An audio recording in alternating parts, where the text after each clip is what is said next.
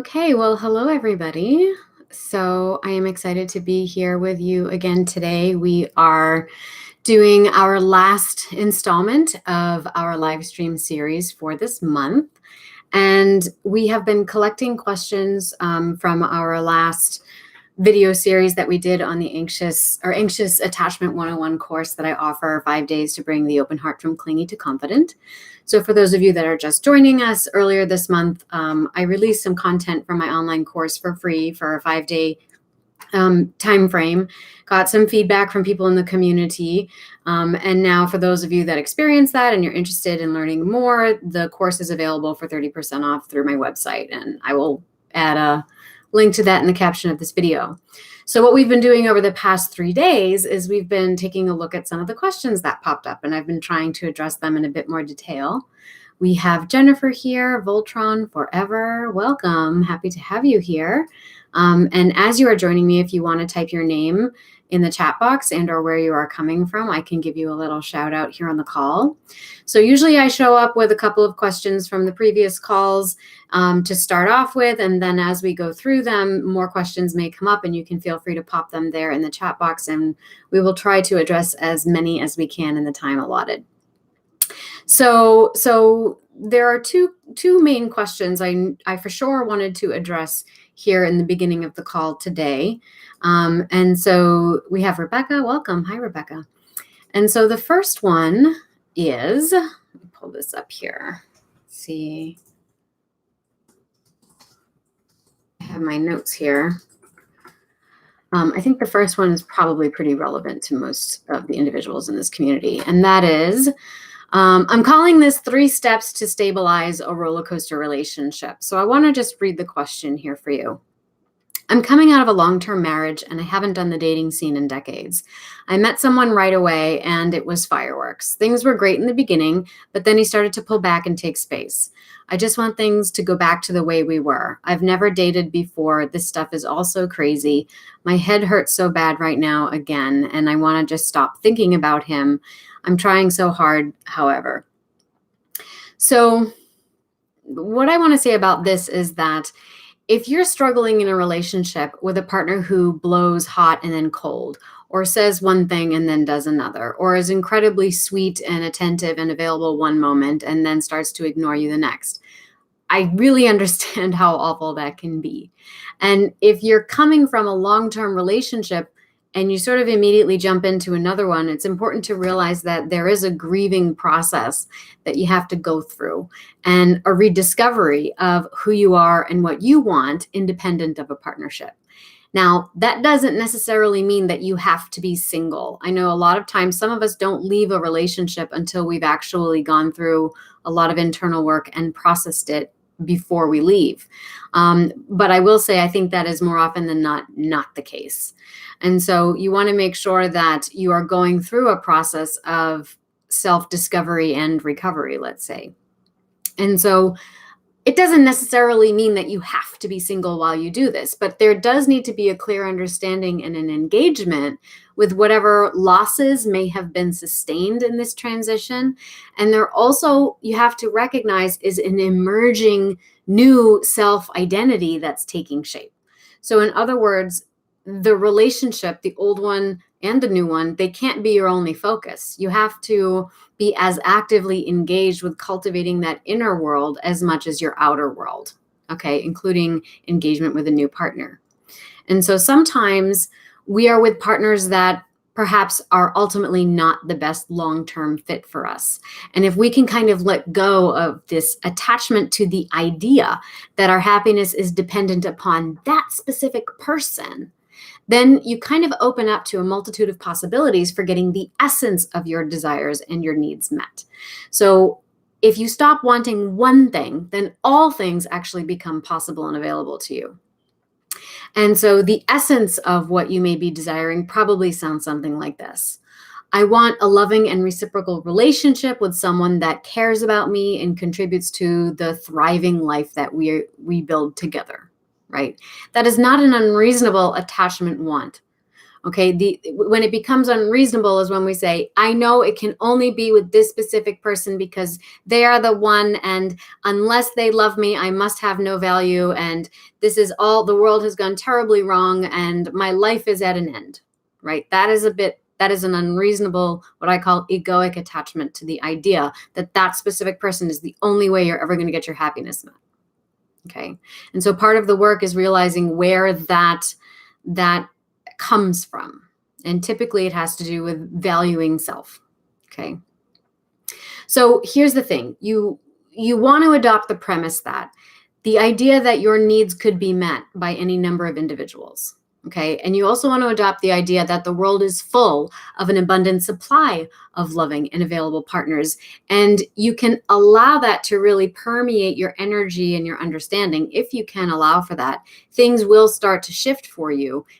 And sometimes even the relationship that you're already in will start to shift for you. Now, either that or a partner will fall away faster because they can't keep up with your newfound momentum. Or they might be inspired now to try to keep up with you. But there isn't an opportunity to find out unless you are willing to surrender that idea of what you think you want most. Because usually that is a fear-based egoic attachment. Okay, so that's sort of the irony of it, is that once you kind of let go of the idea that this specific person must be what I need in order to be happy, once you kind of let that go, there's two possibilities. That specific person suddenly is able to step up because you're not sourcing so much of your happiness, and they don't feel so as smothered and suppressed and responsible for you anymore. Or they fall away faster because there was something in the dysfunctional dynamic that was feeding them, and they're not ready to vibe at your level. Okay. And either way, that's an important bit of information for you to know. And so by changing some fundamental things about the way that you perceive the world, the way that you express yourself and your feelings and how you behave, you can start to change your qualitative experience of your life and relationships. And again, sometimes raise your vibe so high that your partner wants to shift towards your trajectory. Now, some people resist this because they think, but that's who I am. That's my identity. Well, I don't want to change myself for a partner. But I want to break that down a little bit, because oftentimes the way that you are thinking, responding, and behaving, that's not who you really are. That's what you were trained to do. That's what you were trained to do. So don't cling to that so tightly. Okay. All right. Now, I also want to emphasize that if a partner does fall away when you start to make these shifts, then it may be that there truly is a compatibility issue. Okay. And this presumed potential that you think you found in this partner was actually keeping you locked in an unhealthy situation, right? And it's going to remain that potential, which is unrealized.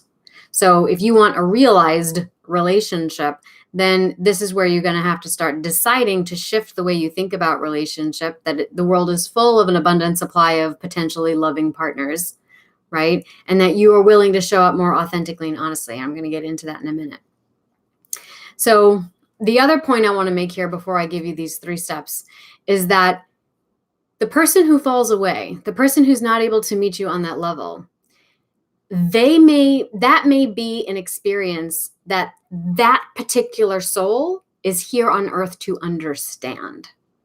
So unrealized potential can be as much of a person's soul purpose as realized potential, because it's all information. Because even that is a facet of experience, and all facets of experience are worthy of investigation. I want to say that again. It's okay if someone falls away from your trajectory, because that may be the experience that particular soul is here on earth to understand. An unrealized potential can be as much of a soul purpose as realized potential, because it's all information. It's all a facet of experience, and all facets are worthy of investigation. Do you see how this eliminates judgment? Do you see how this eliminates hierarchy? And how it helps us to eliminate condescension? And if you can embrace this notion, then that is actually the path to compassion and showing up truly and allowing for and loving someone wherever they may be in their process. Okay. Now, if you are someone who wants to expand into whatever seed of potential you have, if that feels more purposeful for you, then these are those 3 steps that I would suggest if you're looking to stabilize a roller coaster relationship. Okay, so these are those 3 steps. And the first is to acknowledge and accept how sometimes your partner's misbehavior is actually something that makes you feel stronger and better than them by comparison somehow. That it actually feels good to you on a deep level that you may not realize, because you understand yourself in a rescuing or nurturing role, because that is what at this time gives you a sense of purpose.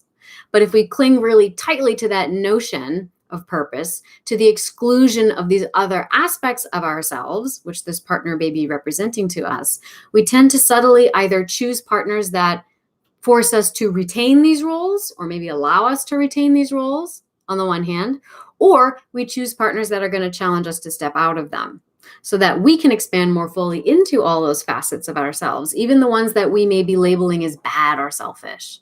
And so either way, there will be a contrast. In the first scenario, because an aspect of us will eventually feel trapped or bored or lacking a challenge, because we inevitably get sick of the comfort of repetition. This is for someone who wants to experience soul growth, okay? And not having opportunities to expand more fully into ourselves beyond whatever those designated roles might be, okay? Now, to the second, right, on the other hand, we also often resist what challenges us to step outside of our comfortable routines. Now, the point here is that in all relationships, you are going to experience contrast. There is always going to be storms. But the trick is using our discernment to find a partner that is flexible and compatible enough so that they can ride the waves with us. Okay. Now, the second step is to really take a look at how your partner's problems are actually helping to distract you from your own issues. And often this includes not taking care of ourselves, not prioritizing ourselves, and a resistance to actually receiving love because it feels like it puts us into vulnerable of a position.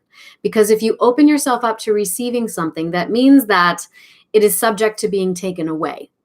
And that feels like giving up too much control. So we tend to remain on lockdown and we hold all of our cards really tightly to our chest. And so your issues are whatever is preventing you from just showing your hand. Now, the best way to kind of let these cards fall where they may is to start practicing feeling statements. So instead of, "You're so irresponsible, how could you do this to me? You should have done XYZ," you try locating what you may be feeling in your body first. Just kind of breathe into it and let that be the place from where you express yourself. So, "I'm feeling scared and insecure right now. I worry about what will happen if we don't do XYZ. And I know you are a very capable person. It's one of the things that I really admire about you. And I'm just wondering if I'm going to be able to rely on you for support in this situation." Okay. So when you communicate in this way, you create a real opportunity for your partner to show up or, as we mentioned before, squirm and run away. And so if you are avoiding emotional honesty like this because you know your partner wouldn't be able to handle that kind of honesty, then you need to realize that you have chosen to remain with them because it's a dynamic that's protecting you from having to risk showing up in your most authentic self. Now, this is the third step, and I call it focusing on cultivating the inner self or the inner space. You could say the true self, okay? Now, oftentimes we avoid this kind of emotional honesty and showing up authentically because it's actually through no fault of our own. We are taught not how to do that. In other words, we're not taught how to do it. We are systematically trained out of an ability to access ourselves through a process of socialization, at least insofar as socialization has been demonstrated up until this point. And so to be able to have these emotionally honest conversations, it requires shifting a focus to what I'm going to call blooming your life outside of the context of relationship, outside of the context of sacrificing the self or abandoning the self to be of service to the other. Okay. It's basically shifting the focus to watering the seeds of your own potential as a form of reparenting ourselves. So for example, maybe you go to the gym, or you focus on your health and eating right, or you go out with friends more often, or you take a class that exercises your creativity, or you go on a weekend vacation with a sibling, or you pick up a hobby, you DIY something you've been wanting to do for a long time, or you just choose to do something that makes you feel happy and accomplished and curious. So putting your need to figure everything out to good use by making everything about being on fire about life, with or without a partner. And so whenever you find yourself getting angry at a partner for, let's say, their lack of self-discipline, instead attend to your own sense of discipline and taking care of yourself. When your partner doesn't want to go out and do what you want to do, find a friend to do it with you instead, and allow yourself to be truly present with that person and feel their love and support and willingness to show up for you in the process. Try not to spoil it the whole time by talking about how your partner didn't do it instead, because that's going to alienate your friend, and then they will feel unreceived because you're not receiving what love they're trying to give you in that moment. Okay. And so bit by bit and moment by moment, you start to climb out of these feelings of despair and loneliness and disappointment and frustration, and you start to get a much bigger picture of yourself in the context of your life. I call this a moon's eye view. Right? And it ends up being experienced as a more fulfilling sense of life experience. And from that perspective, that's when you get to make more discerning choices about whether or not a partner truly is for you or not. And it's also from that perspective that you're able to create space in the relationship for them to truly show up for you, and for you to truly and authentically show up for them. Okay, so one more time, those 3 steps. Acknowledge and accept how a partner's misbehavior actually makes you feel stronger and or better than them. That it allows you to remain in a role that you have been assigned and that has made you feel purposeful up until this point. But if they are creating contrast for you in your life, it's likely that those roles are being challenged right now. Secondly, you want to take a look at how your preoccupation with your partner's behavior, thoughts, and or feelings may be a way of distracting you from your own deeper issues. Okay. And the way around that is to notice your own feeling states, to be able to identify what you are feeling in any given moment and to vocalize it from an authentic place, an emotionally honest and authentic place. And thirdly, in order to do that, you also have to be able to cultivate and honor, explore, and reparent that authentic space. If you don't know how to access it, if you don't know who you truly are, if you find yourself wondering, having kind of a diffuse or fuzzy sense of self, that's where you begin. Okay. All right. So I wanted to just cover those 3 steps to stabilize a roller coaster relationship. And I want to just give a shout out to Jennifer and Shelby. Welcome. We have John Leg 3000. Welcome. I'm the clingy, anxious, he's the avoidant. We're both in individual therapy for childhood traumas. We're best friends with, I'm assuming, friends with benefits. We are starting therapy next week. I hate that I'm clingy. Hope. Okay, well, it sounds like there is hope. I mean, you've just expressed hope. Great. I'm glad that you have found the videos helpful. We have ganglions. Welcome back, ganglions. Okay, great. Welcome. Happy to have you all here. We have Terry. Welcome. Happy to have you. All right. So the other question that I wanted to address was, let's pull up here. Okay, so there was another great question that popped up. So yesterday we talked about, well, actually, the first time we talked about anger, and then we talked about grief. Grief came up in the previous live stream. So there was another question about grief that I wanted to address, and that is, if you have a history of crash and burn relationships and believe that your relationships are doomed, how might that affect the grieving process? So in this video, I'm going to talk about the grieving process. I'm going to relate the grieving process to loss, just loss in general. So in your experience, that could be death. You know, you could be mourning the loss of somebody. It could be that you had a divorce or a major breakup and there's just, you've lost someone in your life. They're just no longer in your life and you anticipate you probably won't see them again. Or it could be an estrangement from a friend or a family member, but we're going to associate the grieving process with loss in general. And so to answer the question, If you have a history of crash and burn relationships and you believe relationships are doomed, how would that affect the grieving process? Quite simply put, it perpetuates the grieving process. So if you're someone who struggles with this kind of perpetual and unabating grief, you're always suffering, thinking about perseverating on loss, you're likely to anticipate that relationships are going to crash and burn because everything you experience becomes filtered through this kind of murky perspective. And so if you, for example, go to a party and you're just looking for people who are wearing blue shirts, you'll go to that party and you'll count up all the people you saw that were wearing blue shirts. And you'll say, yep, I knew it. They're all wearing blue. And you'll do that because it validates your perspective, and you will pay extra attention to it because it validates your perspective. But because you were looking for all the blue shirts, you failed to acknowledge the red ones, the yellow ones, the green ones, the pink ones, and you put no effort into counting up those at all. And so in other words, you put out into the world all of this energetic momentum in the form of cynical attitudes, sharp emotional expressions, and defensive behaviors that indicate to potential partners that you expect things to fail. So now all you're doing is hunting for red flags. You're suspicious of every misstep because you are waiting for the other shoe to drop. And so it will, because no matter what happens, that's how you are going to interpret every string of events. And you will be subconsciously compelled to move towards and attract, attending to wherever your existing perspective will be validated. Well, why would I do this, you might ask? I don't want to suffer like this. You might say, I just want to meet someone who's going to prove me wrong.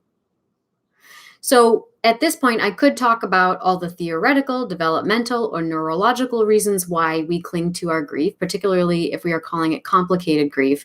And I talk a lot about these things in my online course for healing attachment wounds, as well as my online course for healing complicated grief, and in my book on complicated grief, attachment, and art therapy as well.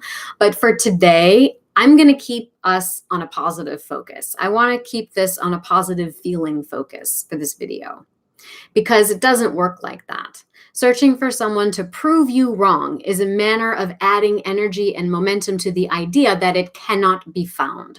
You are emphasizing a search, right? And by its very nature, the search itself doesn't have an ending. And so as is within, so is without. Thus, it has to start with you, and it has to start with what choices you are making. And this is, I'm developing a method right now. I'm calling it the MAC method, but it starts with what I call cognitive reframing, okay? And that means that you have to become increasingly aware of your thoughts, the way your thoughts are compelling you, and the choices that every thought you have is actually making for you. So this is about becoming much more conscious of your choices and what you are choosing to attend to in your own thought processes. So I'm going to offer a positive feeling statement around choice as it pertains to this question. And let's see how it is received. I choose not to live my life from the perspective that my relationships will always fail. I choose instead to be on fire about life, to find what will light me up and make my heart soar, to dive into those experiences that make me feel a sense of resonance with nature and with my inherent creativity and vitality. I choose to seek out people who are playful and childlike and on fire about life as well and have the same interests as I do. I choose to involve myself in those communities and to build a sense of support and camaraderie that allows me to expand into my experience of love beyond the narrow focus of romanticism. I choose to every morning wake up and count the blessings in my life and to acknowledge that the awesome miracle of something as simple as cell division has already occurred 100,000 times over in my very own body while I was sleeping. I decide what attitude will define my day-to-day quality of experience because no one other person has so much authority over me to determine my worth or value or capacity for enjoyment in this world. I decide that. I decide whom to respect. I decide whom I will love because I am love. And even if those don't love me back, even if those whom I love do not love me back in the same manner, it doesn't detract from what I love about them or what is truly lovable about me. And I am equally blessed for the contrast I might experience in that moment, because it is the universe further informing me about how powerful I truly am in the essence of my being. And that with each detour I encounter, I am brought that much closer to a fuller sense of self-definition by comparison. Thus, I am increasingly clear on what the next direction is to take, drawing me ever closer to the fulfillment of my desire, which is always expanding. I am delighted by the world's abundant possibilities to know that there is, in fact, no end to this journey, and its generosity in allowing me to be in charge of this experience, and the permission it grants everyone else to show up with the same kind of freedom, and that we can ride this raft together, following the waves of the storms that may take us to whatever destination may lie beyond the horizon. Okay. So that is what I wanted to offer in terms of a positive feeling focus. Okay. And I hope that that affords you an example or a model for how to reframe your thoughts so that you are allowing yourself to be in a much better feeling place. Okay. Okay. Jessica, welcome. Thanks for doing these. I know. Where's my white tea? Thanks for following up, Shelby. I just decided to go for pink today. Katora. Hi, Katora. Welcome. I find it interesting how that yucky feeling of shame that comes with coming across needy is itself so similar to other feelings of self-degradation around addictive habits. Both ways, I feel my energy is so trapped. Thank you for sharing that observation. Imani, how do you stop faulty thinking regarding a belief about your partner having a child from a previous relationship in my mind? Because I don't have children yet, I would be left alone in the experience. Okay, so that's something that you want to dig into. So this is a process of taking a look at the fear that you have. And oftentimes when we have a fear, there's a desire on the other side of it. So we have a lot of momentum tied up in running away from what we're afraid of, instead of momentum tied up in moving towards what it is that we want. Okay. So I would have you kind of mentioned it, because I don't have children yet, I will be left alone. So the fear is a fear of being alone. Because I don't have kids becomes a qualifier, right? So you want to dig into, where does the fear come from and what is the desire on the other side of it? So the desire is that, not necessarily immediately we might think, well, the desire is to be in partnership. Not quite. The desire is to feel like I am perfectly fine and capable and a full valued human being on my own. I have complete freedom and knowledge of self. I am on fire about life no matter what happens in my experience. I know I am perfectly capable of making loving contacts with people beyond a romantic context. I belong to communities, even if I don't acknowledge it at this time, because I am so narrowly focused on romantic partnership. But there are loving connections that exist. And even if I wanted to be completely alone in isolation, it's not possible, right? It's really not. We are all connected.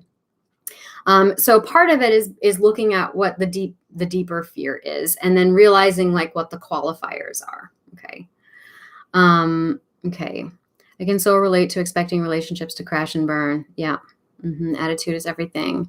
How can I see someone I really like and who also likes me back, but isn't attracted to me as an abundance? How can that relationship serve as anything other than trigger for feelings unworthiness and unwantedness?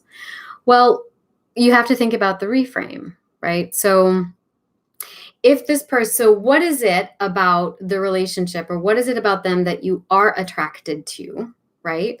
And if they're not attracted back to you, where within you are there aspects of you that you are not accessing, right? So there's something when we are attracted to someone, there's something in them that is calling up aspects of ourselves that is looking to be integrated on some level, right? And if we are striving towards someone that isn't reciprocating in the same way, it's a mirror of the internal landscape. So is there something within you? Is there something within you that's asking for love and acknowledgement, that's asking, in this case, perhaps it's passionate sexual intimacy, right? Is there an aspect of you that's calling for that, but then another aspect of you in the internal space that is unaccepting of that part, right? Where are they in dialogue? right? And what part of you is rejecting another part of you? What part of you is understimulated by another part of you? So it's like, it's almost imagining that within all of us, there's just a giant projector, and it's projecting out into the world. And imagine that all the people that you are watching and interacting in your experience are actually characters of a story that you are writing inside at all times. And so imagine that every person you witness and you encounter is in some way a foil of an aspect of yourself. And we are all connected. I mean, if we look at this from a spiritual perspective, all of us are connected. So it makes sense. So you would want to be in dialogue with those parts. So you could play with it. I mean, you could imagine that the person you are attracted to is actually a foil of yourself. So what aspects of yourself do you see in them? What aspects of them do you admire that you would want more of for yourself? Even what aspects of them annoy you, right? All of that's going to be information for you about you. Okay. And that is an abundance. Like that is information that inevitably is going to lead you towards a deeper sense of integration within yourself. And that is the abundance, because once you claim all those parts, then inevitably you are vibing in a place where someone who's also claimed all their parts will be a better match. Well, see, this is probably the wisdom that you are being called to recognize. Don't we all have parts that reject one another? Integration won't get her to find me attractive. I'll always find people who might find me unattractive. Right. The goal is not to get someone to find you attractive. Do you see how that even that thought process alone is a mechanism of a moving away from the self? Like, is a mechanism of moving away from the center? Right? So even that observation alone may be the whole point of this. Like, that's like, oh, good call. Like, where is that coming from? Am I trying to integrate myself so that I can get that person to love me? Right? It's the same energies tied up in the same function and mechanism. It's just repackaged a different way. This happens a lot when people get into self-help and personal development. Oh, if only I could be most fully my authentic self, then that person will want me. And it's the same, you're just perpetuating the same cycle. It's just repackaged, right? I'm still not good enough. And accepting that, that the things that you want are coming for you. They're already in existence. It's just a matter of bringing yourself into alignment with those things, right? And I think too, we have a tendency to really narrowly focus on romantic partnership and attachment as a determinant of our value, right? And a value for what it's worth. And it's not. So thank you, everybody. Let me see. I have any other. Okay, great. So I wanted to just thank everybody for popping in on here and participating in our live stream for today. And a special thank you to those who came all 3 days in a row. Woohoo! And just as a reminder, this is in promotion of 30% off my online course for Anxious Attachment 101, 5 days to take the open heart from clingy to confident. And so I invite you to check out more information about that on the information page. I'm going to include a link to that in the caption of this video. And stay tuned, because next month we are going to be releasing some new videos, and I will come back with another live stream series at the end of the month to answer any questions that were generated. And we will see what comes up. Thank you so much. Have a great day.